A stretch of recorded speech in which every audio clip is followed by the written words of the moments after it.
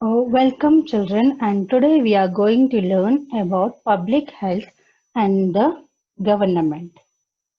So in this chapter we will be seeing how the government is providing health facilities to the people.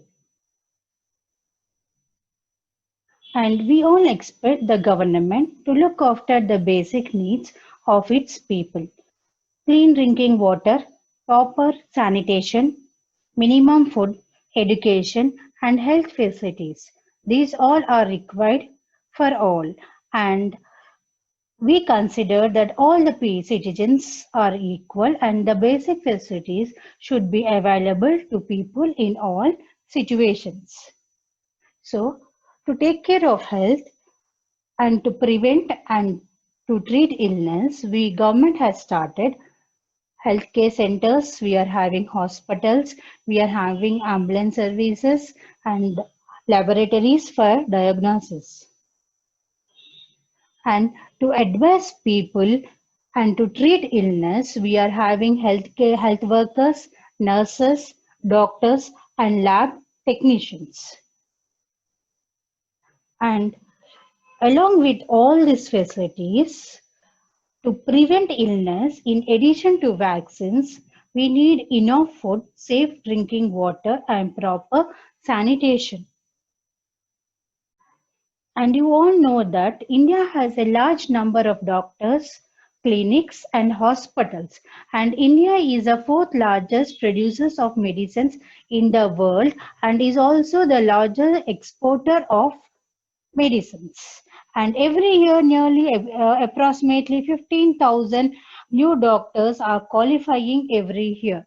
So, in the same way, if you look here in 1950 to 2000, even the government hospitals are also increasing so that the health facility is available to many people. So, all this will come under public health care system, and this system is run by our Indian government. So now let us see about health care services. So to know about it in a better way, so uh, we are going to see a case study, and we are having here two students, Sarita and Kiran, and they both are classmates, and they are going to school in Karimnagar. And after rainy season, they had viral fever. So both were affected with viral fever. So we will see how they got the treatment. Now Sarita, she got fever and she went to a private hospital. As soon as they went to the hospital, they paid 100 rupees as a registration fee and they got a card, and afterwards, the doctor had examined her and he has recommended some tests to her. And her father took the test and they again went to the doctor. And the doctor, after going to the test, he confirmed that it was a viral fever and he had prescribed some medicines. So, when Sarita she took this medicine, she was able to recover fast and she was back to school. So she went to a private hospital and she spent 3,500 rupees. Now here we have another student, Kiran, and he also had fever and body aches, and his father could not take off from his work, so he took him to a nearby hospital. So they visited the hospital for 2 days, but they were not able to meet the doctor. So the next day they went very early in the morning and they waited for 3 hours. Then they saw the doctor. So when the doctor examined, he prescribed some tests and he asked them to take the test. So again, it took them 1 day for taking the blood test and the 2 days for the reports. Again, afterwards, taking the reports, they went to the doctor. Then the doctor had confirmed it is was fever and he prescribed some medicines. Now, if you see, he spent here only 100 rupees, but the days the time he waited for the doctor and the time he waited for the reports were it took a lot of time. So this is the difference between the two hospitals. Now, these healthcare facilities it can be divided into two categories. One is the public health service, another is the private health service. And the public health service in our country, it is provided from the government. And private health services, they are provided by individuals. So now let us see public health service. Public health service is a system of health centers and hospitals which are run by the government to provide treatment for all kinds of problems, from common illness to a special service. Now we will see how the public health system is working in our country. So it is starting from village. From village, it is going to the mandal level, and from mandal level, you are having at the district and at this even at the state also. In this way, it is providing health facilities to all the people. So now first let us go to the village level. At village level, we are having a voluntaries called as ASHA workers who help people in getting health and services. And here we are having the Anganwadi centers which serve the people nutritious food and immunization services to the children. Then you are having sub centers like small villages, they come under sub centers, and the population here is 5,000. And in this sub-centers, we are having multiple purpose health assistants. And they are trained in dealing with common illness and they provide immunization to children, care for pregnant women, and they prevent malaria. And at the next level, at the mandal level, you are having the primary health centers. And again, at the primary health centers, it cover a population of 30,000.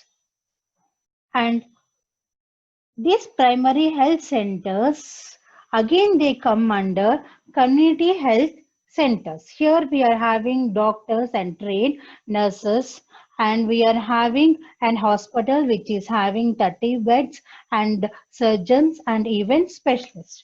And next is the at the division level, we are at the division level is the area hospital that has 100 beds, and at the district level is the district hospital, and in the large cities we have trained doctors and nurses. And here at the district and the city level you have super specialist equipments and even laboratories which are providing health facilities to the people.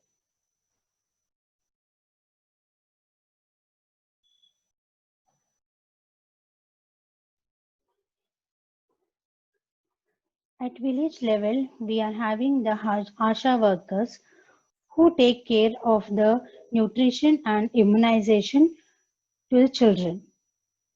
And sub-centers, it covers a population of 5,000. And here we are having multi-purpose health assistance. And at mandal level, we have the primary health centers. And 3 or 4 primary health centers will come under community health center. And at the district level, we are having the government general hospital at the district level and also at the capital level. So in this way, the government is providing public health from the village level to the capital. Now let us see private health services. There is a wide range of private health facilities that exist in our country. And in villages, we find registered medical practitioners. And in cities, we have a large number of doctors. Many of them provide specialized services in the private hospitals and nursing homes. And we have many private laboratories. And we can find large companies that run hospitals, and some are engaged in manufacturing and selling medicine also.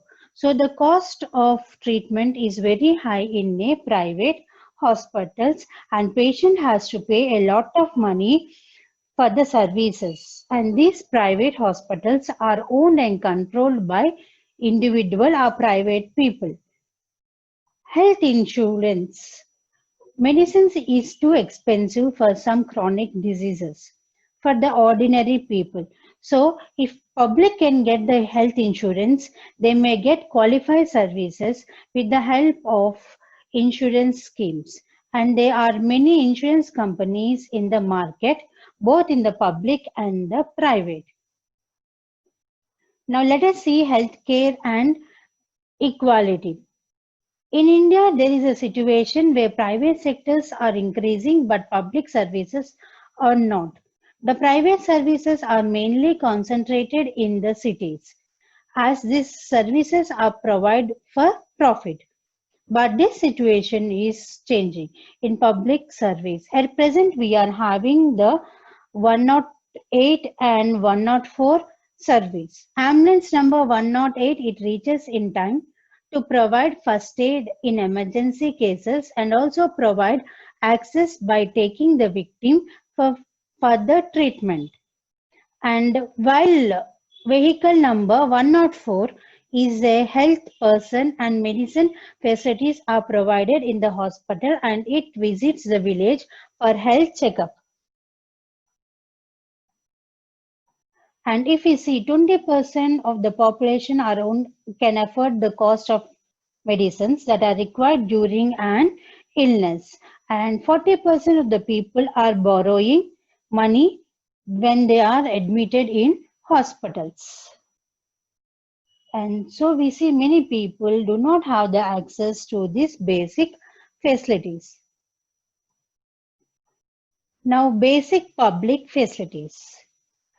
We all know that water is essential for life and a good health, and safe drinking water can prevent many water-related diseases.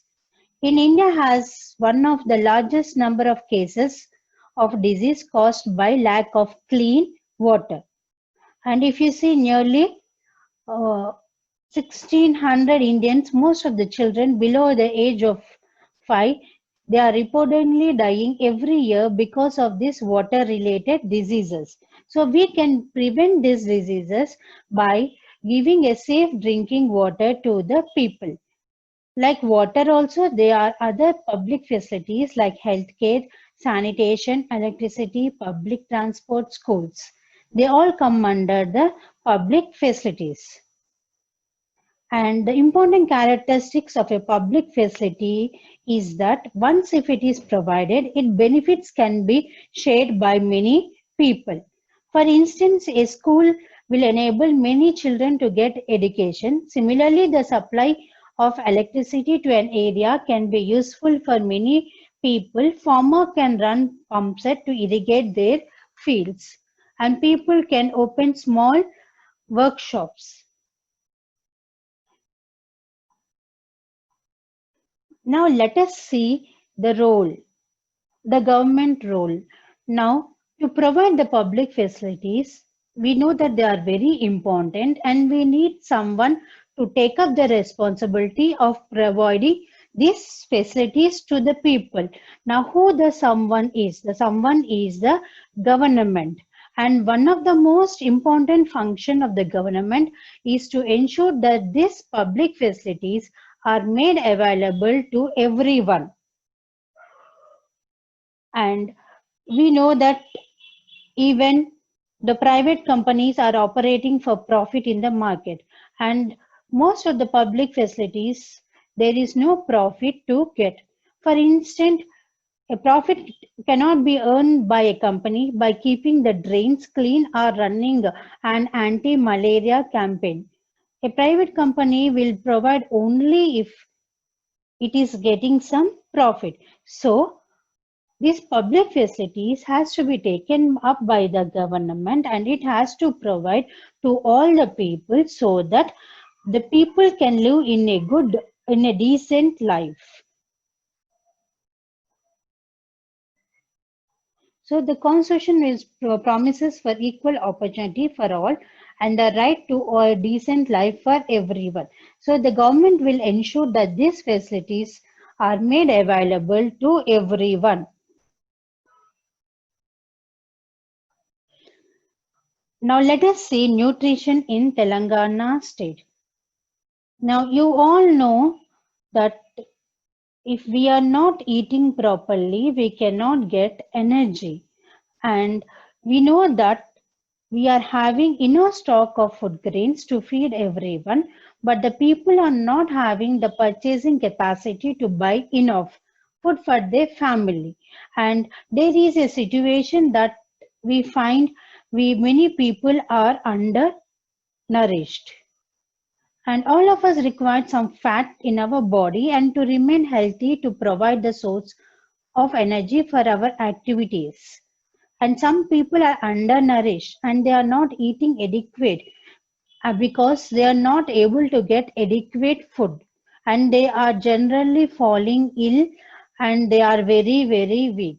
And this situation can be overcome by adequate food and not by any special medicines. So it is like a situation of invisible starvation. Okay, they do get food to eat, but it is very, very less than what is required by their body. Now, according to a Human Development Report 2007 for Telangana, food for hunger and malnutrition is a basic human right and a fundamental requisite for humans and national development. Better nutrition means stronger immunity system, less illness, and better health. And according to the World Health Organization, there is a poor nutrition. It is contributing to 1 out of 2 deaths. Okay, in the children below the age of 5. And in Telangana, we can see that nearly 33% of the children below 5 of were characterized as underweight, and about 31% of the women and 25% of the men. So in Telangana, we find many departments which are working for the development of health. So you are having here development of health and family welfare, which take care of the national level program for disease control, hospitalization, and Department of Ayush, which look after the local system of medicine such as Ayurveda, homeopathy, Unani, and you are having even Department of Health Research. It is concerned with research in medicine and health activities. And we are having departments of control which takes up programs for prevention and control of AIDS. And here are some health services which are provided by government at villages. In village, I told you there are ASHA workers and they are providing some immunization to children like BCG is given against TB and DTP and polio drops, measles and vitamin A. Again, a booster dose also is given to the children. And even government has introduced an Arogya Sri scheme and which stated as a medical insurance scheme to white card holders families for treating that requires hospitalization. And this schemes it covers very large number of illnesses and include many private hospitals. Thank you, children.